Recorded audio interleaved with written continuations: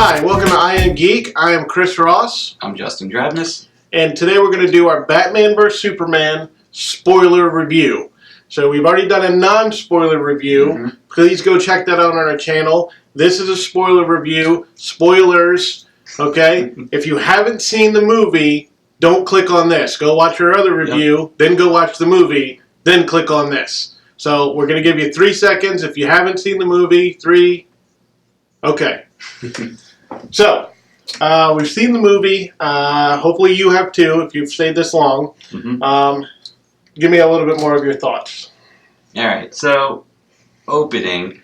Thought it was really great, as I said before. The cinematography was great. Thought the score, the musical score, was really interesting too, in the beginning. Hans Zimmer, the same guy that did, he does all the Christopher Nolan stuff. Yeah. He did all the Batman, the Nolan trilogies. He did Man of Steel.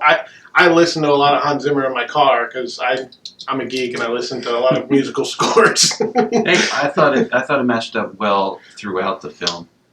So, there was one scene early on that took me out of the movie completely. It was when little Bruce Wayne falls in the well or whatever. We get another well shot. Yeah, first of all, you've already done this in a prior movie. But that was also taken out of the comics. Yeah, it was. You're right, but I just feel like they could have done something different, but that's fine. Anyway, how he gets out of the well was ridiculous. So he falls in there. There's all these bats. They come rushing at him and up through the well, and apparently causes enough of an updraft to levitate little Bat Boy up out of the well. Levitating Bat Boy. Like, what the heck is going on? This is ridiculous. Well, dream sequence, which is a theme throughout the movie. Yeah. I thought the opening sequence of, yes, we get another Bruce's parents die and everything else, but some of that stuff was taken directly out of Dark Knight Returns. Yeah. The pearls, like the gun and the pearls breaking, that's taken directly out of the comics. And that scene blew me away. The fact that the thief held the gun up to Martha's face, the pearls got caught on the gun, and there was the pearls wrapped around her neck and the gun in between. Yeah. Whoa. That was an amazing shot. So to open the movie and you get, that was taken directly out of the comics, and there's a lot of stuff in this movie taken directly out of the comics, several different comics. But yeah, visually, cinematography. We talked about in our last video about Lex Luthor. So Bryan Cranston originally came in to read for Lex Luthor, and he was going to be Lex Luthor. I think he would have been a great Lex Luthor. Should have done it. Jesse Eisenberg came in to read for Jimmy Olsen, who in the Africa scene is the photographer, and he works for the CIA, and they killed him off early. So originally, Eisenberg was supposed to get killed off early in the movie, and then that was like, oh. See, now I think he would have made a perfect Jimmy. Like, oh, they killed a big actor early on in this movie, and that kind of would set the tone, but it didn't, and then they got I don't think Eisenberg's ego would allow for that anyway, to be honest with you. He came in to read for it, but he might not have known what he was reading for. Right, he might not have known how soon they would have killed him. But there's been other actors who've come in like that and get killed off early. Yeah. It would have been a shock to the system. Yeah, that would have been right. But there's a lot of stuff in that scene that was cut out, and so that scene feels a little disjointed, and you're not really sure why certain things are going on, and apparently no matter where Lois Lane goes, Superman has a GPS on her and knows where she's going and comes in and saves the day. So, I expected that, and I was alright with it. Yeah, no, I knew that was going to happen. It was a necessary element. But my take, all the Batman scenes were awesome. That was the best part of this movie. Is all the Batman scenes. Batfleck. He nailed it. He did. He really did. He did, and I was so happy with that. Early on, everybody was up in arms. If you go to the internet, Ben Affleck, this, that, or the other. When they said that they were going for a Dark Knight Returns type style, I was like, he's going to be perfect. He's going to nail this. The older, pissed off, It worked well. He nailed it. And Batman kills people in this movie. Like, he straight up kills people. Yeah, like he didn't really care. No. It's like, all right. And physically, did he go up and kill somebody. No, but It was really only when he had no other choice. So Yeah. it's still with the Batmobile and other things, like he kills people. yeah. But other Batmans have killed people. Like Batman Returns. If you watch that movie, like Michael Keaton set the guy on fire with the back of the Batmobile. Yeah. I'm pretty sure that guy died. And if he didn't, he wanted to. Yeah, his life was sucked. So A henchman, they don't live long. no, and he was a clown or something too. So Yeah. anyway, what were some of your favorite scenes? Let's talk about that. Other than like the Nightmare Batman scene was probably my favorite scene of the whole movie. Where he's in the desert. Mhm. Yeah. The And they're big setting kryptonite up. scene. It's got the Omega symbol. They're setting up, what I think is Apocalypse. Yes. And Darkseid coming, and at the end you have the ping, ping, ping. I mean, that was like I was like, this is awesome, this is cool. Like if the whole movie was like that, I would have been totally okay. Yeah. Yeah. The action scenes were top notch. I think they really met Marvel as far as like how to put together an action scene. Well, the Batman scene from the trailer that he's going in kicking all the guys' asses. I don't know about you, but because that came after the Batman vs Superman fight, Mhm. and I was like, did they cut this whole part of the? I know. I was like, where is this scene? Yeah, like I thought that was going to be in the beginning of the movie. Me too. Like There were several instances where you're like, oh, that scene's probably coming up now. Nope, didn't. So that comes later when he's saving Martha and whatever else. But I'm sitting there like, when is this scene going to come? Like, did they cut it out? I'm sitting there Yeah. thinking to myself, and then all of a sudden it comes, and you're like, oh. But by that point, I was kind of like, I was like, it's kind of anticlimactic because we've already kind of seen it, and you didn't know why he was doing those things, but Mhm. I don't know, it just... So, how did you feel about the two jokes that were in the movie? Which ones? So, all right, the one where Batman saves Superman's mom. He's like, I'm a friend of your son's, and she's like, I know, because the cape. I thought that was funny. Well, there was like no humor in the movie up until that point, Yeah, and then they cracked that one. Like we're friends now because your We're mom's name chums. is Martha too. Oh, your mom's named Martha because everybody in the 1930s was named Martha. Yeah. It was Luckily. a common name back then. What a coincidence! And then the other joke, which we saw in the theaters, was like, She with you? I thought she was with you.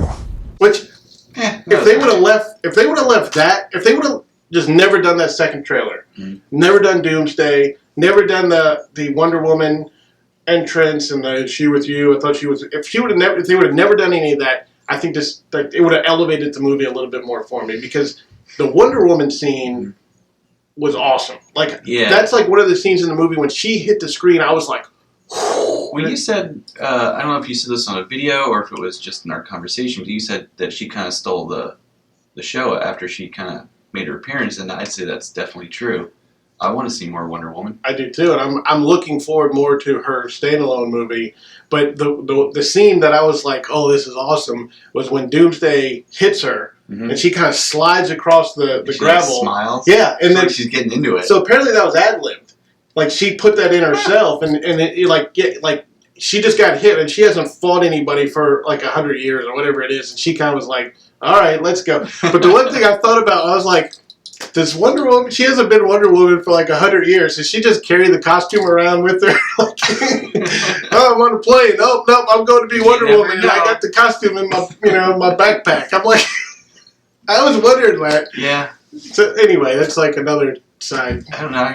I guess if you're a retired cop, you always keep a gun around, maybe. I don't know. She has a whole costume and a sword and a shield. It's But she It's go back not- to like yeah, her it's- loft and get it, and then go meet. it's in a backpack. It's in her invisible jet. Boy, I hope I'm they glad don't do they that. don't do. I like that. Let's not. Obviously, Bring she in doesn't the have an invisible invisible jet because she was on Turkish Airlines. Yeah. So Flying like a normal person. plug, but no, I'm glad. But the Wonder Woman scenes were awesome. The Batman scenes were awesome. Mhm. I think the Superman scenes were a little stale at points, and a little cardboardish. They weren't focusing on him a lot, and I mean they didn't really have to. But the scenes that he was in, yeah, I guess they were a little bit stale. It was more about how is Superman affecting everybody else. Uh-huh. And I wish they would have went more into, you know, how is Superman, like, they tried to, like, how he feels about everything else, and should I be Superman, and am I doing the right things? Right. And, like, There was that little moral dilemma he had, but it was resolved pretty quickly. yeah, I wish they would have went a little bit more into that. And then the other thing, like, the actual fight. So, Yeah. I wish, like, I didn't like how Lex is setting Superman up. Like, I understand Batman's side of it. And he's pissed. Like, he's ready to take down Superman. Like, I get that part of it. But I wish it wasn't, oh, I gotta go fight you because Lex Luthor has my mom. But if that was the case, I wish it would have been more like when he landed and he looked at him, he said, Bruce, we have to talk. Yeah. And then it was like really no more dialogue until the end of the fight. Mhm. You know, he's like, stay down or whatever. Mhm. But I wish he would have been like, you know, listen, like, Lex is manipulating But us. then they wouldn't have fought. In the middle of the fight, like, Batman punches him and he's like, listen, you know. I had that same thought, but then, I mean, I really don't think that, I don't know, Batman would have been like, oh, wait, what? And I feel like the turn, the Martha scene, you Yeah. gotta save Martha, that was a little forced. That was a That little. was really forced. Wait, Martha, why'd you say that name? Yeah. That's his mother. Like, oh, like we said, oh, it's your Yeah. mother too. Like, I feel like they could have, Superman has a mom? I had a mom. they're like, oh, you're human too. And, I mean, you're not just an alien. You have a mom, and I have a mom, and they're the same name. Now we're friends. Yeah, You're going to rescue your mom now. now we're super friends. Yeah, that's what it felt like, and it was a little cheesy. Yeah. So I felt like that part was a little cheesy. Mhm. It looked forced. You know, there wasn't enough emotion built up throughout the movie to when you get to that scene. Yeah. It was like oh, that hits me. I had a real hard time identifying with Batman / Bruce Wayne's feelings towards, like, Superman. I understand, like, he saw some of his people die, like, well, a lot of them, because it took down his building. But I don't know. What pushed him over the edge was his ex-employee who got crippled at the knees after he died, which actually I thought was a cool scene. Like, I think that's what pushed him over the edge, and that's what, like, all right, Superman's got to die. But it was also Lex sending him the stuff, like the Yeah. paper that we all thought Joker sent to him. Right, but he didn't know that. Yeah. And so it's Lex sent that to him, like, you know, you let your family die or whatever. Mhm. Like the beginning of the movie with Bruce Wayne, that whole first 30 minutes of him seeing it, you know, you get to see Metropolis's destruction through you know, a regular person's eyes. And there's people that he knew that died. And I tell you, the scene that got me going was when he grabs the little girl and he gets her out of the way and he's like, where's your mom? And you know, we're going to find your mom. And then she goes up there and he's looking up and it's the building that's coming, you know, come Yeah. down. And then you see him kind of put his head down and then he looks up like, I'm gonna and, kill this guy. and that's when I sat there and I thought to myself, and that's when Superman fucked up. Yeah. That's when Superman knew he fucked up. Yeah, I just felt like, like, if he'd read the newspapers, he would have known that it was Zod that was really causing all of that. But like he said, if there's even a 1% chance that he is our enemy, like he had that. Yeah. Even when Alfred's like, he's not our enemy, he still had it in his mind. Like, Yeah, I got to do something to stop this guy, to yeah, bring him down. Like, I understood that side of it. I understood that side of it. The Superman side of it, like, I wish they would have. This is the other thing. Batman's been around for 20 years. Mhm. Okay? How does Clark Kent not know who the Batman is and, like, Yeah. what he does? And, like, I'm sure there's a whole back canon of stuff that we're going to find out. Like, he's like this Bat Vigilante in Gotham. He's, you know, mhm. like, there was, like, a big plot hole there that I didn't understand. Like, I wish they would have. I kind of thought, and you're right, it's loose, but what I assumed was that Batman was getting really pissed. And so when he started branding people, like, that might have been a step over the line. And Yeah, You know. I could see that. You know, it just never made it over to the Metropolis papers, I guess, until then. Tells I Batman to guess start branding they're people. across the bay from each Crazy. other, but they don't. But the Daily Planet doesn't cover Gotham. No. No. No. And then the other thing, they went out of the way, like when they brought Doomsday back over to Gotham, and Wonder Woman's like, "Why would you bring him back here?" Or Lois Lane, I forget who it was, and they were like, "There's nobody here." So like totally covered, like nobody lives here. Metropolis is Gotham's a ghost town. Yeah, there's hobos and bums, but you don't have to worry about them. But then when like They're not Doomsday does like evil. the big power, shot, and like buildings start coming down, like I'm sure there's people in them, but I really expected there to be more like citywide destruction. So I'm glad that they didn't go that route. There's one like Superman. I think Doomsday hits Superman. He goes flying through a building. I was like, oh great, here we go. But it didn't turn out that way. and I wasn't upset with the Doomsday, like the way it came out. No, I feel like he was just like a one-trick pony though. Kind of like they Darth Mauled him. Yeah. He was here to do one thing and then he's done. But that's how he was in the comics.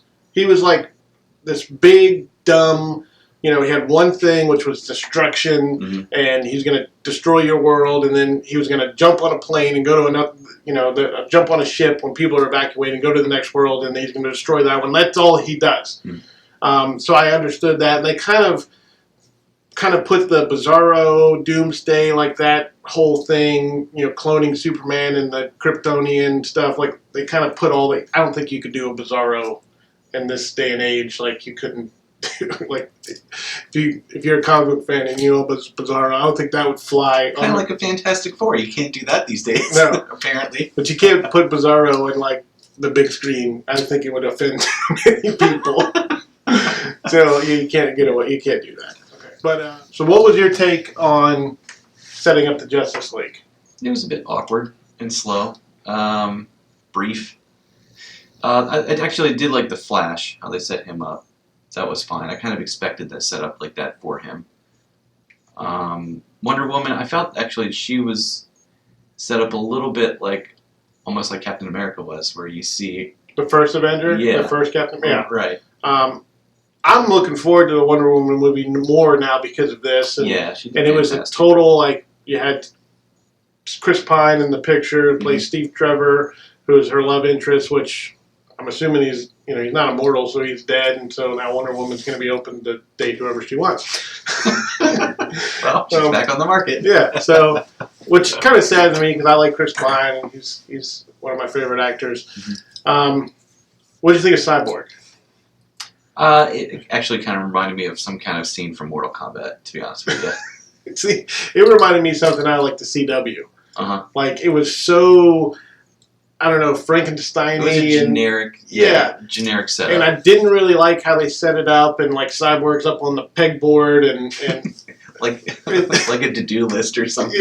Yeah. Like fix those, like To do, fix up, man. fix my son. Ah. And then they had the cube, which I can't remember what it's exactly called. And actually, CGI-wise, that was probably the weakest point. Yeah. Just And this then bouncing cube thing. and then the guy that was his dad Mhm. is the guy from Terminator 2. I can't remember his name, the actor's name, but he's the guy that creates Skynet.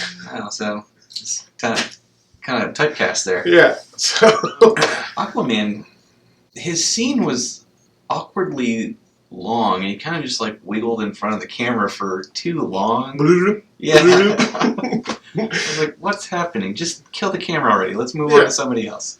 And I thought Aquaman was going to be in it for longer because of they had the poster with Unite the Seven, and I really thought at the end when Superman was in the water, and which is like a throwback to the original Superman with the kryptonite and everything else, like Aquaman was going to come up, and be like, "Here you go, buddy," and then like get him up, and then just swim away and say, "I'll catch you in the Justice League." So I kind of thought I was like kind of half expecting that to the ending of the movie, Superman. What was your take? Man, the death scene was a bit long. I thought before it cut to black, where you saw the dirt rise up off the coffin, was a little bit Magneto-esque, where at the end of X-Men 3, Last Stand, Magneto tries to move like a metal chess piece, and it moves ever so slightly. I feel like it was kind of the same thing. I felt like that, the dirt and the heartbeat and everything, that was basically for the kids. Mhm. For like 10 and 12-year-olds, they were like, Superman's dead? And then they're like, oh no, he's alive. Like, he's coming back. Like, we all know he's coming back. He's going to be in the Justice League. And, Right. you know, I mean, they can't have a Justice League without Superman, but it was a little, but that whole scene, the two funerals and the silver Batman. Was there only 2? I felt like there was like 3 or 4 by the time we got to the end. I couldn't keep count No, of all the there was funerals. one in like Metropolis with the bagpipes and everything else, and there's one in Smallville, but that was all ripped right out of the Death of Batman. That was, I mean, that's straight out of the comic books. I didn't like the ending with Batman and Wonder Woman kind of like Batman saying we got to get these people together and there's a fight coming and whatever else. Yeah. Like, it would have been better if they're all 3 Yeah. had gotten together and be like, oh, look, Lex has these files. Maybe we should do something about this. These files that Lex must have had like a digital designer that went ahead and gave everybody their own logo. Yeah. We're going to give Wonder Woman this logo. She's been around for 1,000 years, but this is her logo now. Say what you will about Lex. He is thorough. I say a lot about Lex. And I feel like now it's going to be a little awkward because like the first half of Justice League is going to be bringing Superman back, or Superman comes back, and how's that going to affect? And, you know, is he going to be the same Superman? Is he going to remember everything? Is he going to, you know, how do they know to bring him back? Or does he just come back? Because they kind of set it up a little bit in Man of Steel because he's got the Codex in him. Right. So he's going to come back. Which would explain why he could come back, whereas Zod, who's been dead for however many years now, 2 years. didn't come back. Well, but he kind of did because they brought him. They put. But yeah, I mean, they Yeah. brought him back as Doomsday, but I mean, like, he doesn't regenerate the way Superman's regenerated. Right. Because Codex. Codex. So Codex. they put that in there. Because he doesn't have a Fortress of Solitude, and he doesn't Yeah. have... Which you I'm know, kind of glad they left that out of there. That, to me, was not one of Superman's greatest. Like, every superhero had a hideout, right? Superman doesn't need a hideout. he kinda Not needs, every superhero he needs a place to go Netflix and chill, too. I mean, He just got one. It's called Lois Lane's apartment. well, no, yeah.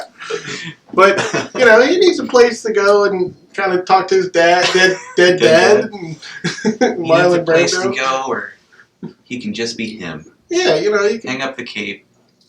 we've talked about the movie. We've talked about what we liked and didn't like. What's your rating? I'm going to give it 3.5 Enterprises. I think it's still worth a watch. It was a lot of fun, even with all the issues we talked about. Okay. So I went into this with very high expectations. I was pumped up for days, weeks going into this. And it did let me down a little bit because of the things we talked about, the Lex Luthor, the pacing, the editing. I'm hoping that when the entire 3-hour version comes out, maybe it'll help fill in some of the gaps. But I give it 3.75 Enterprises out of 5. So I didn't hate it. I certainly didn't give it a 5 out of 5 and love it, but it's definitely fun. It's a fun movie to watch. Definitely. It's got a lot of cool scenes ripped straight out of the comic books. If you haven't, you know, I'm going to go watch it again. Hopefully, if you haven't seen it, I don't know why you're watching this. I'm going to go watch it again. I want to watch the extended cut, and you know, I think it got me more excited for the DC Universe and Justice League. Agreed. So, what do you think? Are we completely crazy, or do you agree with us? Do you think the movie sucked? Did you love the movie? Did you think it was kind of let us know in the comments below. If you like our channel and you want to subscribe, please click subscribe. And if you want to see more videos, please watch more videos. So this is I Am Geek, and I'm Chris Ross, I'm Justin Gradness. and we'll catch you next time.